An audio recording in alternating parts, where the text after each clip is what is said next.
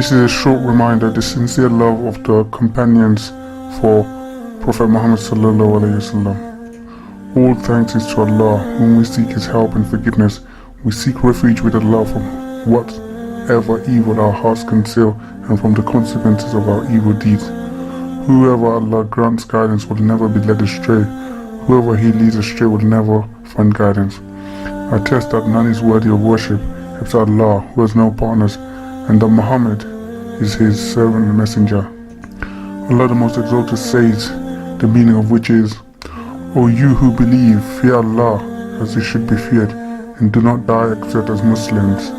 Quran Al-Imran, verse 102. O mankind, fear your Lord, who created you from one soul, and created from its mate, and dispersed from both of them many men and women.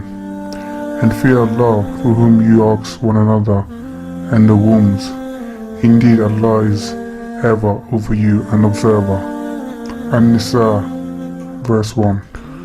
O you who have believed, fear Allah and speak words of appropriate justice. He will then amend for you your deeds and forgive you your sins. And whoever obeys Allah and His Messenger has certainly attained a great attainment. Al-Azab, verses 70-71. O believers, Allah the Almighty has linked the love for Him and with the love for His Messenger Muhammad, who He the Most Exalted says, meaning, say, O Muhammad, if you should love Allah, then follow me, so Allah will love you and forgive you your sins. And Allah is forgiving and merciful. Al-Imran, verse 31. Our Master, Allah subhanahu wa ta'ala, has pointed out that Muhammad, so Rasulullah sallallahu alaihi wasallam has pointed out to the same by saying, none of you will have faith till he loves me more than his father, his children, and all mankind. By saying this, he stressed that the believer's administration for him is in itself an evidence for the sincere faith in Allah. May glory be to Him.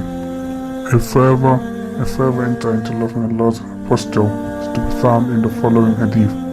Umar bin al-Khattab said to Muhammad, O Allah's apostle, you are dearer to me than everything except my own self.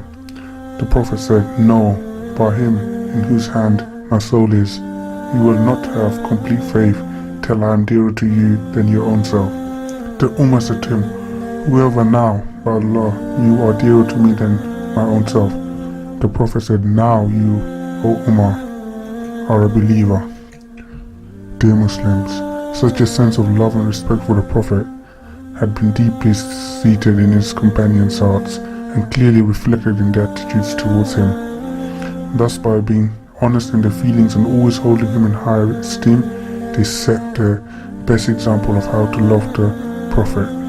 It was narrated that a man came to the Prophet and said to him, O Messenger of Allah, you are more loved to me than myself, my family and children. Sometimes when I'm at home, I remember you and I cannot wait until I come and look at you. When I contemplate about my death and your death, I know that you will be with the prophets when you enter paradise. I fear that I might not see you when I enter paradise.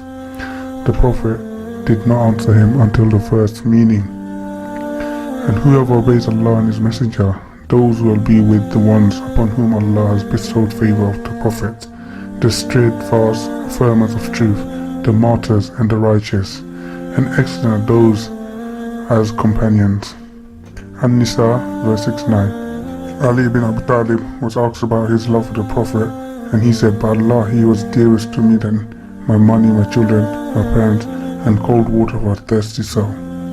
Another story is that of Zayd bin al-Ditiyah, may Allah be pleased with him. It was reported that when he was detained by Quraysh, Abu Sufyan said to him, by Allah, don't you wish you were now with your folk, so we have Muhammad here to cut off his head?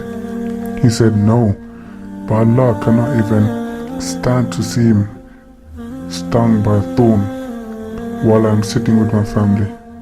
Abu Sufyan said, by Allah, I have never seen before such a people who are most sincere in their love than the companions of Muhammad. O servants of Allah, when the time of Hijrah came and Allah ordered the Prophet to set off for Medina. Muhammad informed Abu Bakr, may Allah be pleased with him. On this matter, Sayyidah Aisha, may Allah be pleased with her, said that one day while we were sitting in our house at midday, someone said to Abu Bakr, "Here is Allah's apostle, coming with his head and a part of his face covered with a cloth covering at an hour he never used to come to us." Abu Bakr said, "Let my father and mother be the sacrifice for you, O Prophet. An urgent matter must have brought you here at this hour." The Prophet came and asked the permission to enter, and when he was allowed, the Prophet entered and said to Abu Bakr, "Let those who are with you go out." Abu Bakr replied, "There is no stranger, they are your family. Let my father be sacrificed for you, O Allah's apostle." The Prophet said, "I have been allowed to leave Mecca." Abu Bakr said, "I shall accompany you, O Allah's apostle. Let my father be sacrificed for you." Sayyidah Aisha recalled that Abu Bakr was so happy he wept of joy. She said also that she had never thought someone would cry out of happiness until she saw Abu Bakr did. O believers, the love for Allah is the provision in which to attain the paradise and win the privilege to be with the Prophet and his companions. Anas bin Malik reported that a person came to Allah's Messenger and said, "When would be the last hour?" Thereupon the Holy Prophet said, "What preparation have you made for the last hour?" He said, "The love of Allah and of His Messenger is my only preparation." Thereupon the Holy Prophet said, "You would be along with one whom you love." Anas said, "Nothing pleased us more than accepting Islam and the words of Allah's apostle. You would be along with one whom you love." And Anas said, "I love Allah and His Messenger and Abu Bakr and Umar, and I hope that I would be along with them, although I have not acted like them." As a token of love for him, some of the Prophet's companions said, "The day Prophet Muhammad came to Medina, everything around it became illuminated. The day when he passed away, everything of Medina became dark. No sooner had we dusted off the dust from our hands after the burial of him, then we began to feel the change in our hearts." This was narrated by Anas bin Malik. Invoking our Prophet's tributes, let us supplicate to Allah to bless us with the love for His Messenger and to help us obey Him and those He has ordained upon us to obey pursuant to His injunctions. O ye who believe, obey Allah and obey the Messenger and those charged with authority among you. An-Nisa, verse 59. May Allah bless you and me with the ability to implement the Holy Quran and the Sunnah of His Messenger Muhammad sallallahu alaihi wasallam. I say this and pray to Allah the Almighty to grant us forgiveness. Pray to Allah to forgiveness, for He is the most forgiving and the most merciful. O believers, please send blessings on the Prophet, raise the children in love of him, praise his virtues and hold out to his traditions. This is indeed a path of success in this life and the next life. For Allah, may glory be upon him, says, the meaning of which, so they who have believed in him, honored him, supported him and followed the light which was sent down with him, it is those who will be the successful. Al-Araf, verse 157. Dear Muslims, Allah has commanded you an order to which He and His angels are both committed, when He says, the meaning of which, Allah and His angels send blessings on the Prophet.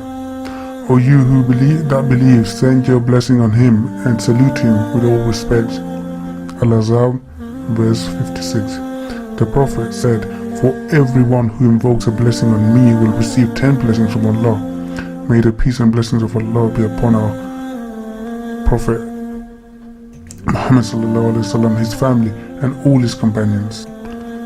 May Allah be pleased with the rightly guided Caliphs and those who will follow them in the righteousness till the day of judgment. O Allah, we seek your favor to let our hearts be filled with your gratitude and keep our tongue moist with your remembrance. May Allah bless us with good provision, accepted work, well-being in mind and body and blessed living life. And O Allah, guide us to know what is good, make us benefit from what we have learnt and increase our knowledge. O Allah, give us piety and purify our souls. You are the Master and the Lord of the souls. O Sustainer, amend our intentions, grant that our spouses, our offsprings be joy to our eyes and make success be all an ally to us. O Allah, give us rain and do not make us despondent. O Allah, shower us with your mercy. O Allah, relieve us from our hardship and from our grief. O Allah, we implore you at this instant not to let sin go unforgiven, a distress unraveled, an illness unhealed, or a handicap without relief, a debt without mercy, or a debt unsettled. Our Lord, give us in this world that which is good, and in the hereafter which is even better, and save us from the torment of the fire. Ameen.